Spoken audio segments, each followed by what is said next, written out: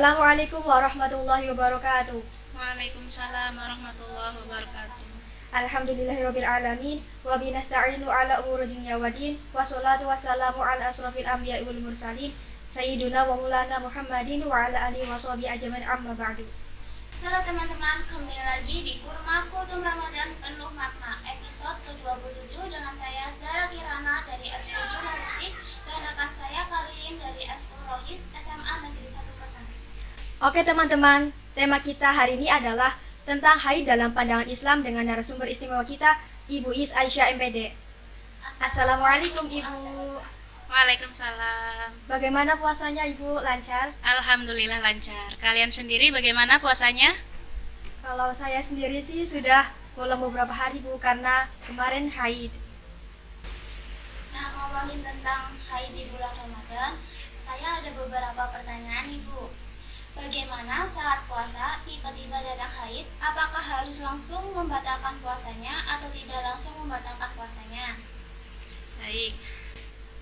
Untuk haid sendiri sebenarnya masuk ke dalam 8 golongan yang tidak wajib puasa Ramadan. Jadi di sini kuncinya kita harus yakin kapan darah haid itu keluar. Kalau darah haid keluar sebelum waktu berbuka puasa atau sebelum maghrib, maka pastilah puasanya batal dan kita wajib mengqodhonya selesai bulan Ramadan. Tapi jika dirasa darah haid keluarnya setelah waktu berbuka puasa, maka itu sudah pasti puasa kita tetap sah, ya, tidak batal, tidak wajib qodho. Nah, tapi bagaimana sekiranya ada keraguan kapan darah haid itu keluar dan kita baru mengetahuinya di waktu Isya misalkan, maka sudah, kita tidak usah memikirkan puasa kita yang di hari tersebut dan tidak wajib mengqodhonya. Oh, seperti itu ya Bu. Jadi kuncinya kita harus yakin. Ya, betul sekali. Kuncinya kita harus yakin kapan darah haid itu keluar, sehingga kita tahu kita wajib mengqodhonya atau tidak. Nah Ibu, pas kemarin saya haid kan, haidnya itu tidak teratur Bu. Jadi 5 hari itu haid, kemudian 2 hari suci. Nah pas sucinya kan saya kan puasa, tapi besoknya itu haid lagi. Nah terus kemudian gimana sih Bu hukumnya puasa yang pas saya suci itu? Baik. Yang pertama, wanita haid haram hukumnya untuk melaksanakan ibadah puasa Ramadan. Yang kedua, pendapat yang dikukuhkan oleh madhab Syafi'i, suci di antara masa haid adalah dianggap sebagai haid dengan catatan tidak melebihi waktu 15 hari. Tadi pertanyaannya 5 hari haid, 2 hari suci, kemudian 5 hari setelahnya haid lagi. Jadi bagaimana hukumnya 2 hari suci tersebut, ya? Apakah puasanya sah atau tidak? Kalau di total secara keseluruhan 5 hari haid, 2 hari suci, kemudian 5 hari haid lagi, ada 12 hari. Jadi belum sampai ke 15 hari.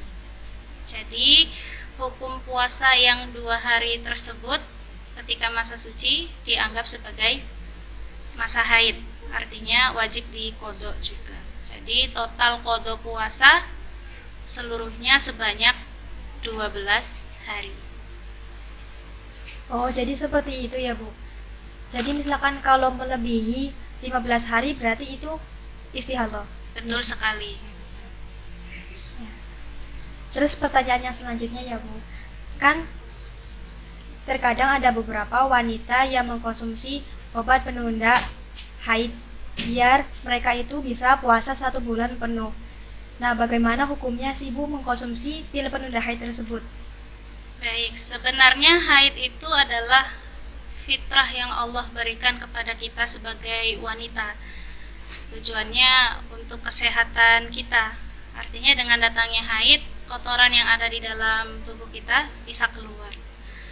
Yang kedua, kita dianjurkan untuk berpasrah atau menerima terhadap fitrah yang Allah berikan pada kita sebagai wanita, yaitu dengan datangnya masa haid setiap bulannya.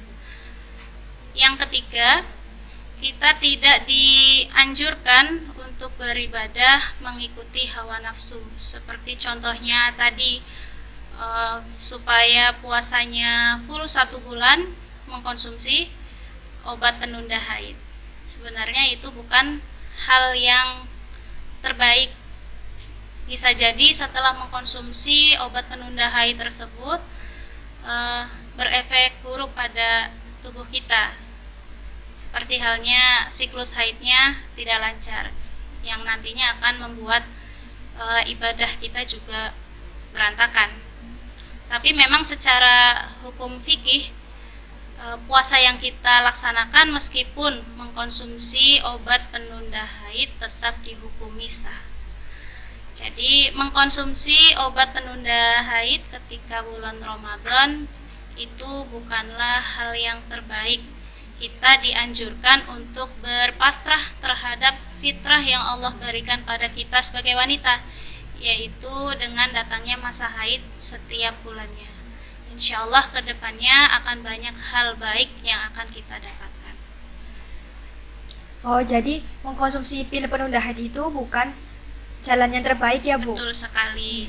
Kita dianjurkan untuk berpasrah terhadap fitrah yang Allah berikan pada kita sebagai wanita, yaitu dengan datangnya masa haid.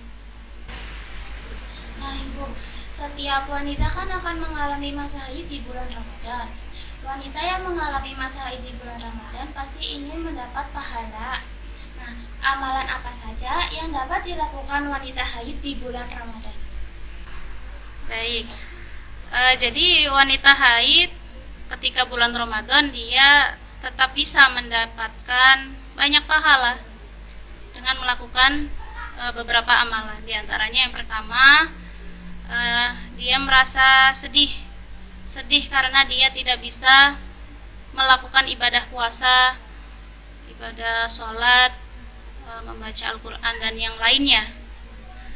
Kemudian yang kedua, kita harus menanamkan niat. Niat seringkali berakibat lebih besar daripada amalan itu sendiri.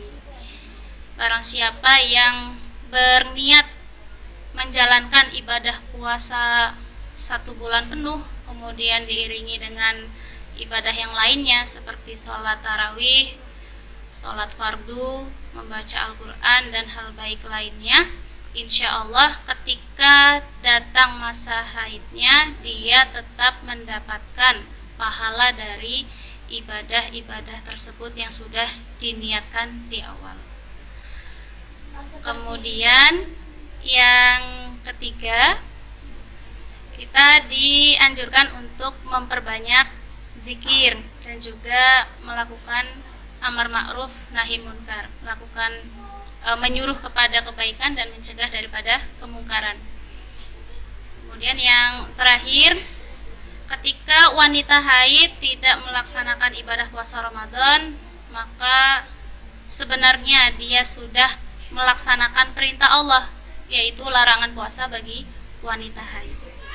Itu tadi beberapa amalan yang bisa dilakukan oleh wanita haid selama bulan Ramadan agar dia tetap mendapatkan pahala. Seperti itu ya Bu, jadi masih banyak beberapa amalan yang dapat dilakukan wanita haid di bulan Ramadan untuk mendapat pahala. Ya, betul sekali. Alhamdulillah, kurma episode yang ke-27 sudah selesai. Terima kasih kepada narasumber atas ilmu yang insya Allah sangat bermanfaat. Teman-teman jangan lupa tonton selalu kurma di sosial media kami, YouTube, Instagram, dan TikTok. Jangan lupa follow, like, dan subscribe. Saya Ririn Alfiani dari Eskul Rohis dan rekan saya Zara Kirana dari Eskul Jurnalistik pamit undur diri. Wabillahi taufiq wal hidayah. Wassalamualaikum warahmatullahi wabarakatuh. Waalaikumsalam.